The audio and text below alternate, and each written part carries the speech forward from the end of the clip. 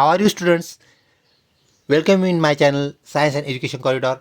We will see the syllabus of Standard 7th Scholarship which will be held in April 2026. If you are new on my channel, please subscribe the channel and share video with your friends.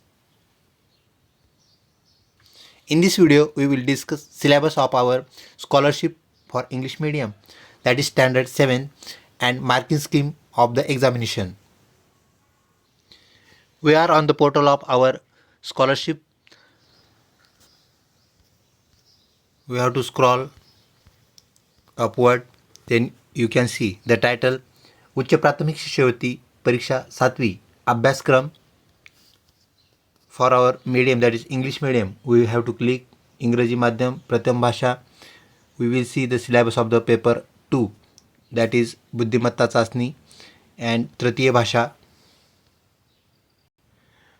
We can see on the screen that is उच्च प्राथमिक शिष्यवृत्ती इयत्ता 7वी करिता अभ्यासक्रम बुद्धिमत्ता चाचणी, that is called as intelligence test.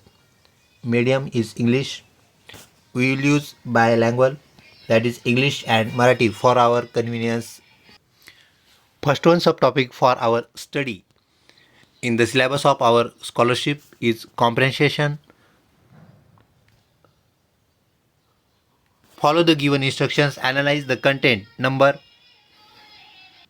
Among comprehension, we have to use subtopics like analyze the content and number. After that one, the problems will be asked on the base of English alphabets, that is A to Z alphabets. That is our subtopic 1.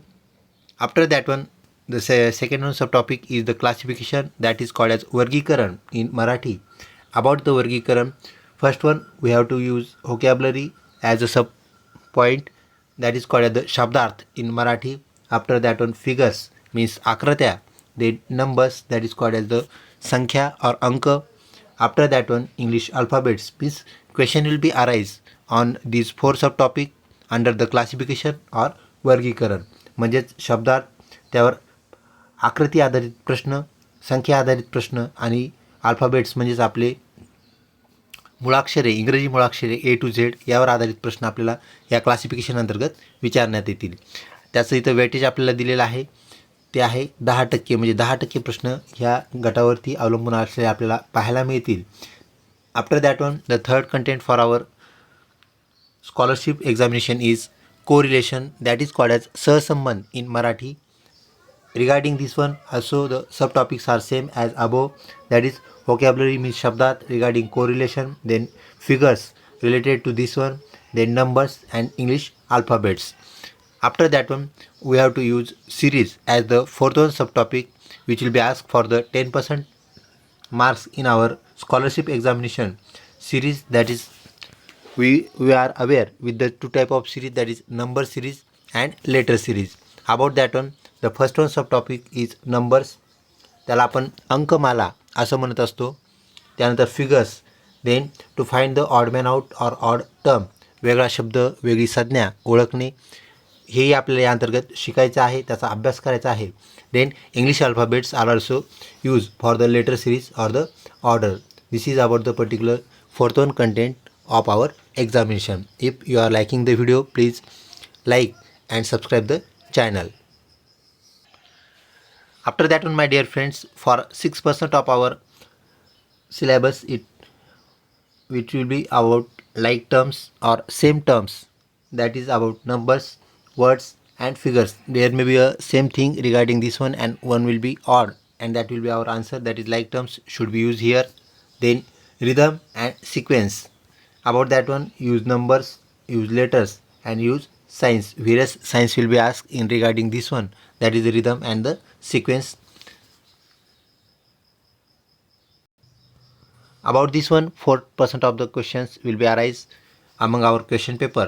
Then 7th one subtopic for our scholarship examination is water image, पाण्यातील प्रतिमा असं आपण त्याला मराठीत म्हणत असतो. त्यामध्ये water image कशाच्या विचारल्या जातील, तर त्या नंबर्सच्या विचारल्या जातील. कोणता नंबर आपल्याला पाण्यात कशा प्रकारे दिसेल, लेटर्स विचारले जातील किंवा काही आकृत्या दिल्या जातील, विचारल्या जातील, आणि आपल्याला त्यातून पाण्यातील इमेज ॲक्युरेट इमेज कोणती आहे त्याचा पर्याय आपल्याला शोधावा लागेल, निवडावा लागेल. व्हिडिओ आवडत असल्यास नक्कीच लाईक करा. त्यानंतर 8वा जो आपला सब टॉपिक आहे तर तो आहे मिरर इमेजेस. जसं आत्ता आपण पाहिलं पाण्यातील प्रतिमा, तर इथं आरशातील प्रतिमा म्हणजे एखादी वस्तू, एखादी बाब आरशासमोर जर उभा असेल तर ती कशी दिसेल, मग तो असेल नंबर म्हणजेच एखादा अंक, त्यानंतर लेटर एखादं अक्षर किंवा एखादी आकृती. हे तिन्ही जे आहेत यावर आधारित आपल्याला प्रश्न विचारले जातील आणि त्यांची संख्या जी आहे आपल्या एकूण परीक्षेच्या गुणवितरणामध्ये 4% प्रश्न आपल्याला यावरती विचारले जातील. That is mirror images. त्यानंतर लॉजिक अँड द कन्क्ल्युजन, ज्याला आपण अनुमान काढणे म्हणतो, तर्कसंगती म्हणतो, तर तर्क लावून अनुमान काढणे यावर आधारित प्रश्न विचारले जातील. त्यामध्ये व्हर्बल म्हणजेच शाब्दिक प्रश्न आपल्याला विचारले जातील. To draw conclusion using information about the age, time, clock and logical relation. तर लॉजिकल रिलेशन्स नातेसंबंध ज्याला आपण म्हणत असतो. त्यानंतर क्लॉक घड्याळ आधारित प्रश्न, वेळेवर आधारित प्रश्न. त्यानंतर वयावर आधारित प्रश्न आपल्याला या अंतर्गत व्हर्बल क्वेश्चन्समध्ये लॉजिक अँड कन्क्ल्युजनमध्ये विचारले जातील. आणि त्यानंतर नॉन व्हर्बल क्वेश्चन्स ज्याला आपण आकृती आधारित प्रश्न असं म्हणत असतो, ज्याला आपण व्हेन डायग्राम्स असं म्हणत असतो. तर non verbal questions to count cube, triangle and the quadrilaterals is the our content about this one topic called as the logic and conclusion. It may be asked up to 20% of our marking scheme regarding our scholarship examination. Then next one content for our study is the puzzle and brain teaser.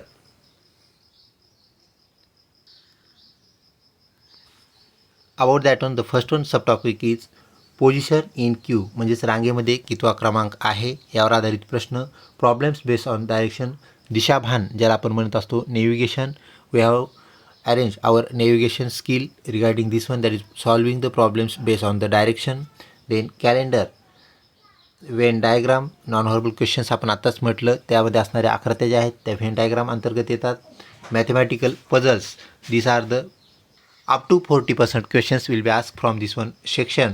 Then mathematical puzzles, then to identify formulae in the number series. Number सिरीजमध्ये आधारित प्रश्न आपल्याला यावरती विचारले जातील आणि ते आपल्याला 14% इतका भाग आपला काय करतील, शेअर करतील. After that one the 11th topic is called as the particular code language.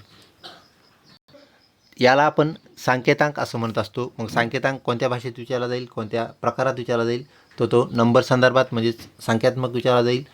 त्यानंतर फिगर्स, त्यानंतर नंबर आहे 2 नंबरला. नंबर्स म्हणजेच अंक आधारित आपल्याला संकेतांक विचारले जातील आणि लेटर्स तर अक्षर आधारित किंवा अल्फाबेट आधारित आपल्याला प्रश्न विचारले जातील. तर अशा प्रकारे 6% भाग हे शेअर करणार आहेत.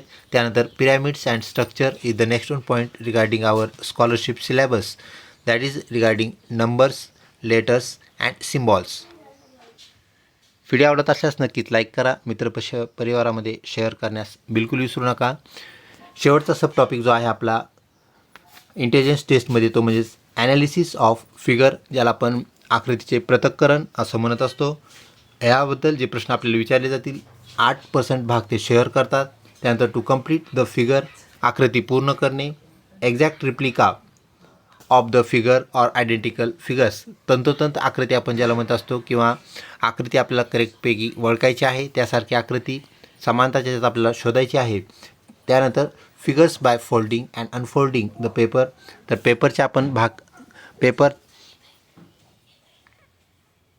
घड्या करून आपल्याला भाग बनवायचे आहेत, तर त्याला फोल्डिंग आणि अनफोल्डिंग आपण म्हणत असतो.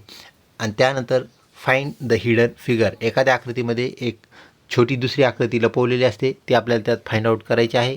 तर अशा प्रकारचा आपल्याला सिलेबस आपल्या 7th स्कॉलरशिपसाठी असलेला पाहायला मिळतो. यावर आधारित आपले जे प्रॉब्लेम्स असतील, क्वेश्चन्स असतील, नक्कीच आम्हाला कमेंट बॉक्समध्ये आपण विचारू शकता. आपल्याला प्रत्येकाला उत्तर दिले जाईल याची खात्री बाळगा. लवकरच आपली सिरीज चालू होईल, ज्यामध्ये आपल्याला सर्व टॉपिक वाईज व्हिडिओज पाहायला मिळतील. त्यावर आधारित प्रश्न आपण सोडवणार आहोत. लवकरच भेटूया पुढच्या व्हिडिओमध्ये. तोपर्यंत धन्यवाद.